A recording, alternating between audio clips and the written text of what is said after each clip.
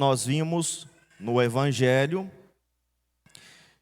é a urgência que nós temos em nossa vida cristã, ou é a maior urgência que nós temos em nossa vida cristã.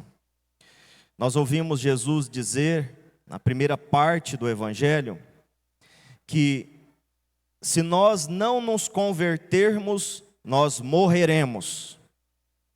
Morreremos como aqueles galileus que morreram esmagados pela torre. Morreremos. A conversão é necessária para não morrermos.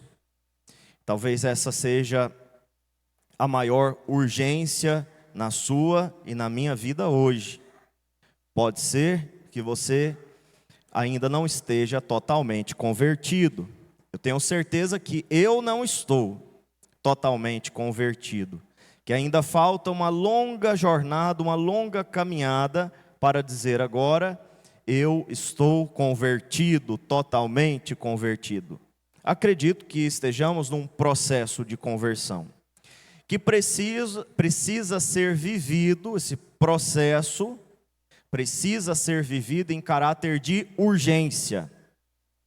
Se é urgente você ter um diploma para poder trabalhar, se é urgente você aprender uma profissão para poder casar, se é urgente você adquirir a sua casa própria ou trocar a sua casa porque a sua está se deteriorando, se é urgente trocar de carro porque o carro já está chegando num ponto em que o motor está quase fundindo, se é urgente você resolver o seu problema de saúde, que de repente precisa de uma cirurgia ou de um tratamento específico, se é urgente tudo isso, é mais urgente ainda se converter, mais urgente ainda. Porque pode ser que você, com a sua saúde estabelecida ou reestabelecida, com a sua casa nova, com o seu emprego novo, com o seu diploma de última geração, digamos assim, pode ser que com tudo isso você vá para o inferno, se não estiver convertido. Esta é a verdade que nós não podemos negar, que nós não podemos ignorar do Evangelho de hoje. Se não vos converterdes, morrereis todos da mesma maneira. Foi o que disse Jesus. Precisamos nos converter com urgência, rápido. Precisamos ter pressa em nos arrepender, precisamos nos converter com urgência. Na segunda parte do Evangelho, Jesus nos conta que Deus tem paciência conosco. Embora seja necessário se converter com urgência, ou entrar nesse processo com urgência, Deus tem paciência conosco. Nós vimos na parábola da figueira que o Senhor espera, coloca adubo, cava ao redor da figueira, pensando que lá no futuro, num futuro próximo, ela possa dar fruto. Então, se ela não der fruto, será cortada. Mas quem sabe ela ainda se recupera. Quem sabe essa figueira ainda tem jeito. Ou seja, quem sabe a gente ainda tem jeito. O Senhor tem paciência conosco. O Senhor também espera. Põe o adubo da palavra, o adubo da oração, o adubo do testemunho dos santos. O Senhor põe adubo em nossa vida espiritual, esperando que a gente dê fruto. Mas se nós não dermos fruto, seremos cortados. Por isso, vamos nos converter com urgência. Eu gostaria de refletir com vocês de maneira detalhada a primeira leitura. A leitura que narra a vocação de Moisés. Uma leitura conhecida, uma leitura bonita, famosa, todo mundo já ouviu, mas pode ser que você ainda não tenha visto alguns detalhes e tenha passado despercebido alguns detalhes dessa leitura e são importantes para a nossa vida espiritual. Então vamos para a primeira leitura. Moisés estava apacentando o rebanho do seu sogro. Estava no deserto, procurando pastagens para as ovelhas do seu sogro. Nós sabemos que Moisés, filho de Hebreu, foi criado como filho dos egípcios, foi criado pela filha do faraó, porque a sua mãe colocou ele num cesto e soltou ele num rio, pensando que assim poderia salvar a sua vida, como de fato salvou. A filha do faraó o encontrou nesse cesto e o adotou como filho.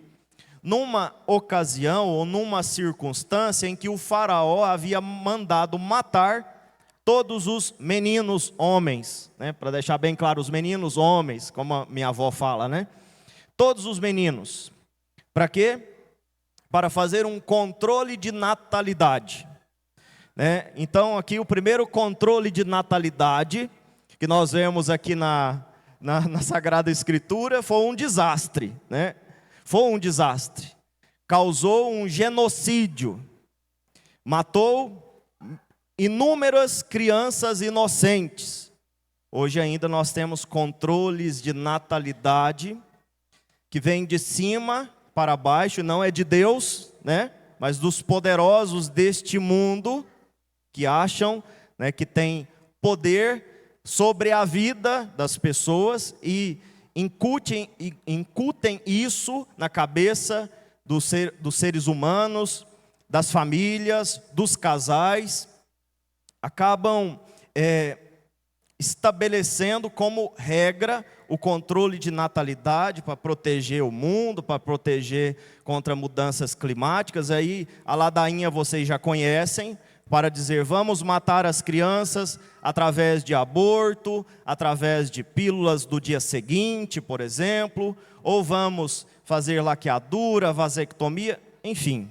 O controle de natalidade que aconteceu lá no Egito gerou um genocídio.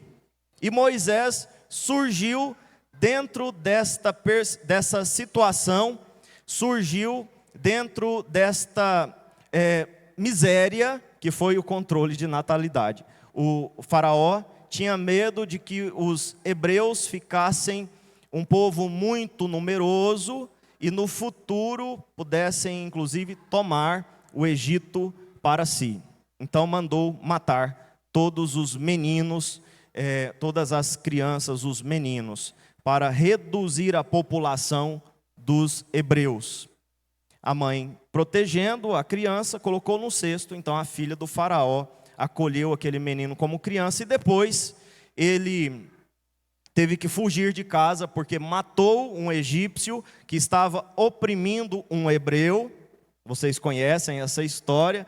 Teve que fugir e acabou se casando. E depois de tudo isso estava lá, apacentando o rebanho do seu sogro, levando as ovelhas para procurar pastagem no deserto. Deus aparece para Moisés numa sarça ardente. Era comum no deserto as sarças pegarem fogo por causa do calor, da sequidão e do calor. Só que aquela sarça ardente não se consumia. E isso atraiu a atenção de Moisés. E ele então pensou, vou me aproximar para ver, né, esse espetáculo, essa visão admirável de perto. Uma sarça ardente que não se consome. Uma moita pegando fogo, mas que não vira cinzas. Então ele se aproxima. E quando ele se aproxima, Deus fala com Moisés dizendo: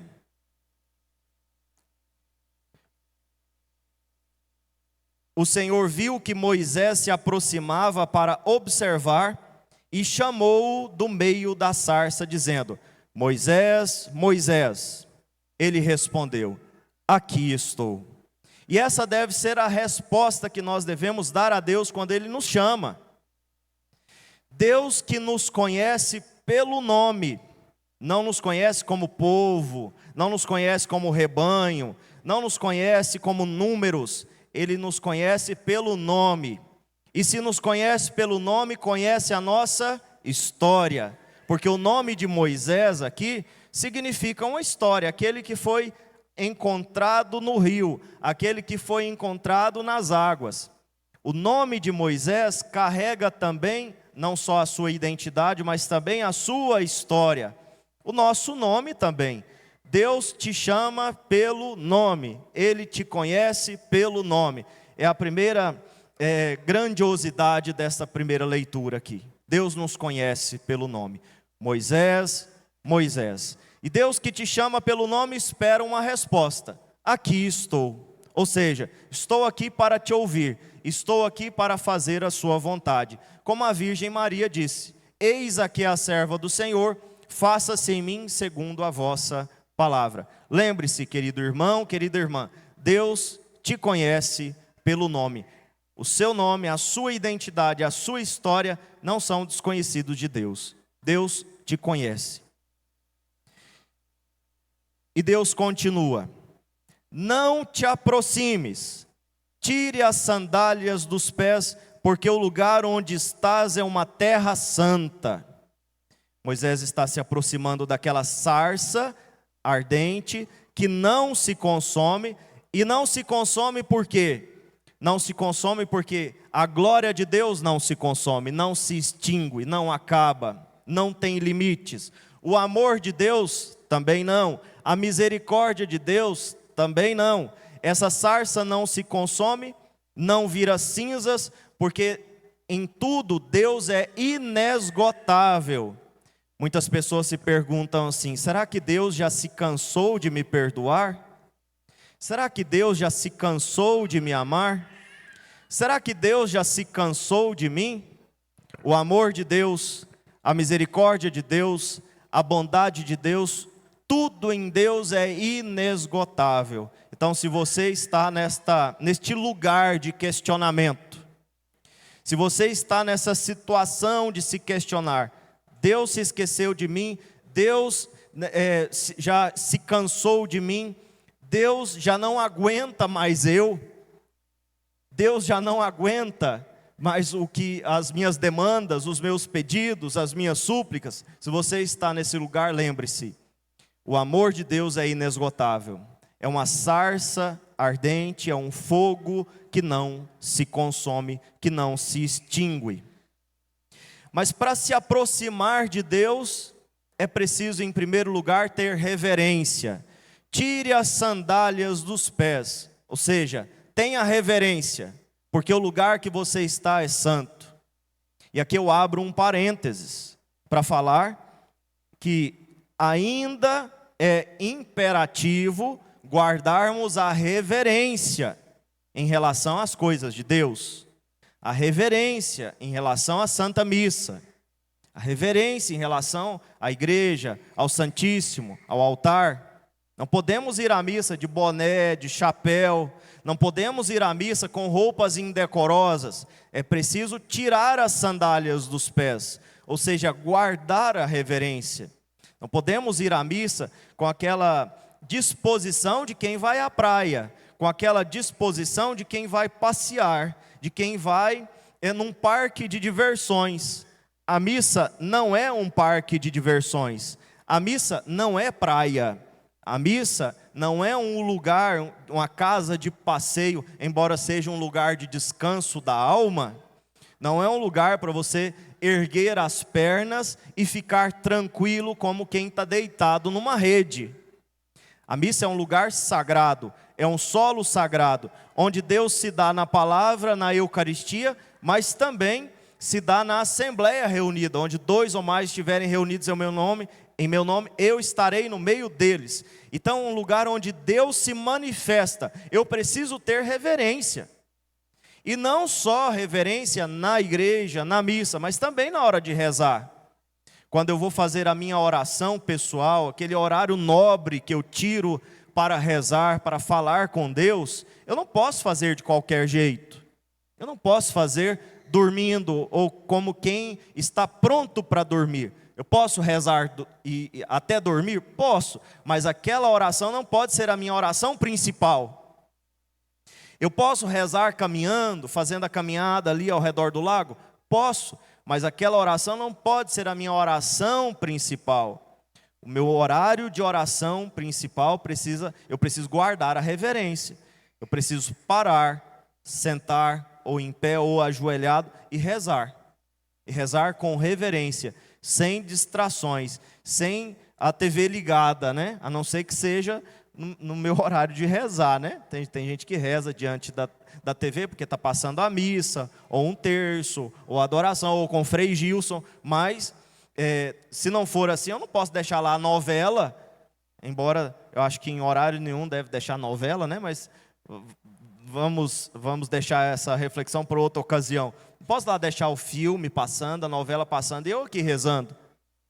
Como se eu pudesse, naquele momento, pensar em várias coisas ao mesmo tempo, ou fazer várias coisas ao mesmo tempo. Então, guardar a reverência, tirar as sandálias dos pés, significa guardar a reverência. Mas também, aqui prestem bem atenção, tirar as sandálias dos pés é tirar da minha vida tudo aquilo que me impede de ter um encontro verdadeiro com o Senhor que se manifesta na palavra, na Eucaristia, na oração, na reunião dos irmãos.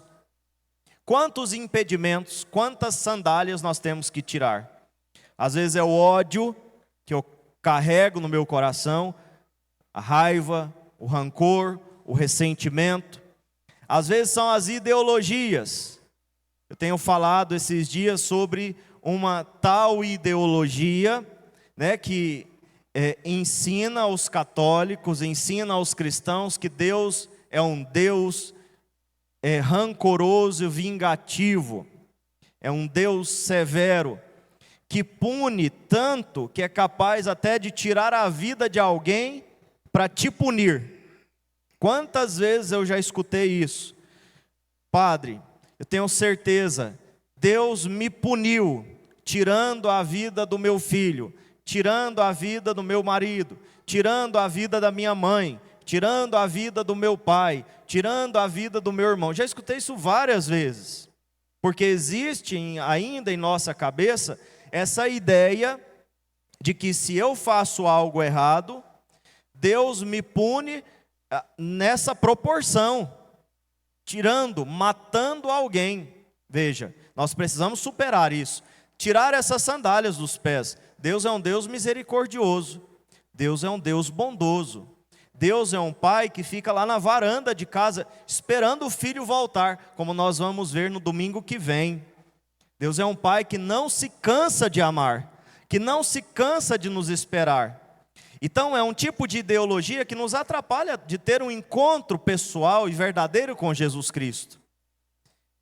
Além dessa ideologia, temos tantas outras, né, ideologias do mundo moderno, né, que poderíamos falar, que deturpa a nossa visão de Deus, a nossa percepção de Deus, que deturpa a doutrina e, portanto, a maneira como nós devemos enxergar a Deus. Tira as sandálias dos pés, tira o rancor, tira o ódio, tira a raiva, tira também as ideologias da sua cabeça, tira da sua cabeça, do seu coração, essa visão deturpada que você tem de Deus. Deixa Deus te mostrar como Ele é, e quem mostra como Deus é a igreja. Deixa a igreja te ensinar como Deus é. Quem ensina como Deus é, o que Deus é, não é as pessoas que estão lá de fora, que são as inimigas de Deus. Às vezes nós buscamos a resposta de quem Deus é em pessoas que não rezam, que não têm piedade, pessoas que não têm vida de oração, que não têm vida de santidade, que não têm intimidade com a palavra de Deus. Não, nós estamos com a nossa cabeça quando vamos procurar respostas em tais lugares. Precisamos descobrir quem Deus é e quem mostra isso: a igreja, a vida dos santos. E o Senhor vai se revelando, como também vamos ver aqui mais adiante nesta mesma leitura. Tire as sandálias dos pés, porque o lugar que você está é uma terra santa, é um lugar de respeito, é um lugar de veneração, é um lugar de adoração, é um lugar onde você deve se ajoelhar, é um lugar onde você deve se vestir de maneira adequada, correta, dignamente. É um lugar que você deve se vestir de maneira condizente. Não como quem vai à praia, mas como quem vai à missa se encontrar com o Senhor. Tire as sandálias dos pés. E você poderia se perguntar assim, mas que enjoo, né? Que encheção de saco. Por que que tem que ser assim? Como algumas pessoas falam, né? Que padre enjoado, que manda tirar o chapéu, que manda tirar o boné, que manda jogar o chiclete fora, né? Ainda temos que falar de chiclete. Mascando chiclete na hora da missa. Temos que falar, mas que padre enjoado. Mas é só isso que Deus está pedindo? E em contrapartida, você vai ter um encontro com Ele? Será que não vale a pena tirar as sandálias e tudo o que for necessário para poder entrar neste lugar santo, neste lugar de encontro com Deus? Será que não vale a pena? Deus está mandando Moisés tirar uma sandália, ele poderia dizer assim, não, eu não vou fazer isso. Mas quem é você para dizer isso, né? Que Deus arrogante, quem ele pensa que ele é? Que arbitrariedade é essa? O que importa é o coração, ele está vendo as sandálias. Sim, ele está vendo as sandálias, porque a sua maneira de se comportar revela o seu coração. E é isso que não entra na nossa cabeça. Se a maneira de nós nos comportarmos diante do sagrado revela o nosso coração, significa que o nosso coração ainda precisa ser moldado, transformado, que o nosso coração não está lá essas coisas. Mas também é verdade que à medida em que eu vou me comportando de maneira adequada, condizente, de maneira esperada, o meu coração também vai se transformando. Quanto mais eu me ajoelho diante de Deus, mais eu percebo o sagrado. Quanto mais eu me visto adequadamente, mais eu percebo aonde eu estou indo. Eu faço, como se fosse um gesto pedagógico, que me ensina, que me educa e que me corrige. Quem é esse Deus para mandar eu tirar essas sandálias? Ele só está pedindo isso, é muito pouco. E em contrapartida você vai entrar num lugar santo, num lugar que não tem igual, num lugar que você não encontra em outro lugar, que você não encontra em qualquer lugar, que você não pode forjar sozinho com as suas próprias forças, com as suas próprias capacidades. Deus só está pedindo, tire as sandálias. Então, queridos irmãos, tenhamos a coragem de tirar as sandálias. Mesmo que isso nos custe o par de sandálias e todas as outras coisas que eu falei, mesmo que isso custe um chiclete, né? Eu não vou perder a minha relação com Deus por causa de um chiclete. Eu não vou perder a minha relação com Deus, eu não vou perder a oportunidade de entrar nesse lugar santo por causa de um chapéu, por causa de uma sandália. Tenhamos coragem de tirar. Então Moisés tira as sandálias dos pés, porque o lugar que você está é uma terra santa. E acrescentou, eu sou o Deus de teus pais, o Deus de Abraão, o Deus de Isaque, o Deus de Jacó. Moisés cobriu o rosto, pois temia olhar para Deus.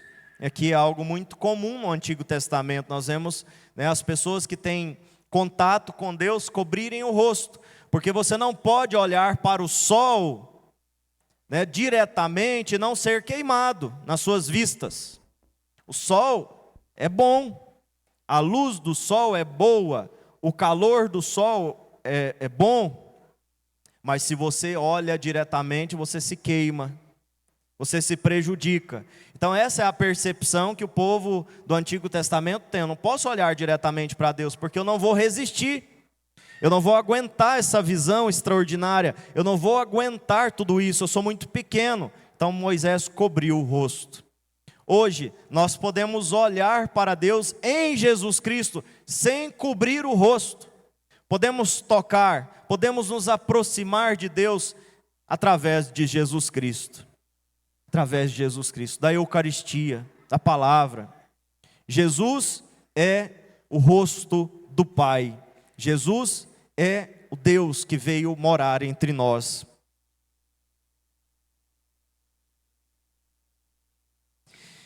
E o Senhor continua. Prestem bem atenção, eu já estou terminando. O Senhor continua. Eu vi a aflição do meu povo, que está no Egito, e ouvi o seu clamor por causa da dureza de seus opressores. Sim, conheço os seus sofrimentos, desci para libertá-los das mãos dos egípcios, e fazê-los sair daquele país, para uma terra boa e espaçosa, uma terra onde corre leite e mel. Prestem bem atenção nisso, queridos irmãos. Deus viu e ouviu. Deus viu a opressão, Deus viu o sofrimento, Deus ouviu o clamor, Deus ouviu a oração daquele povo. Deus vê e Deus ouve. Por quê? Porque Ele é um Deus próximo de nós. Ele não está distante. Ele vê e ouve, porque Ele está pertinho de nós. Ele vê e ouve, porque Ele está do nosso lado. Eu vi e eu ouvi a aflição do meu povo. As lágrimas, que você deixa cair no chão durante a noite, quando ninguém mais está vendo, Deus está vendo, Deus está ouvindo. Não há nada que nós possamos viver nessa vida que fique escondido de Deus. Todo o nosso sofrimento, as cruzes que carregamos, os nossos sofrimentos, todos estão no coração do Senhor. Tome consciência dessa verdade agora. Tome consciência. Deus vê o que você passa. Deus ouve as suas orações. Deus vê a sua angústia. Deus vê a sua luta. Deus vê o seu sofrimento, mesmo que as pessoas da sua casa ignorem. Mesmo que as pessoas do seu convívio ainda não tenham percebido, Deus vê, Deus ouve, porque Ele é um Deus próximo de cada um de nós. Então eu vi e eu ouvi o sofrimento do meu povo e eu desci para libertá-los. Deus é o nosso libertador, é o nosso salvador, e veio em nosso socorro. E como nós vimos aqui nessa leitura, Ele quer agir através de Moisés. Ele vai agir através de Moisés, mas também Ele quer agir através de cada um de nós. Muitas vezes nós nos perguntamos: quando é que Deus vai libertar o meu marido? Quando é que Deus vai libertar a minha esposa? Quando é que Deus vai libertar os meus filhos? Mas não só os meus vizinhos, os meus amigos, conhecidos, as pessoas da nossa paróquia que estão afastados, que estão distantes. Quando é que Deus vai libertar? Deus que é próximo de cada um de nós e que, portanto, vê e ouve as nossas orações. Ele vem em nosso socorro, nosso resgate, para nos salvar, também através de nós. Deus que nos criou sem nós, não nos salvará sem nós. Isso precisa entrar na nossa cabeça. Quando é que Deus vai libertar o meu vizinho? Quando eu tiver coragem de ir ao encontro dele.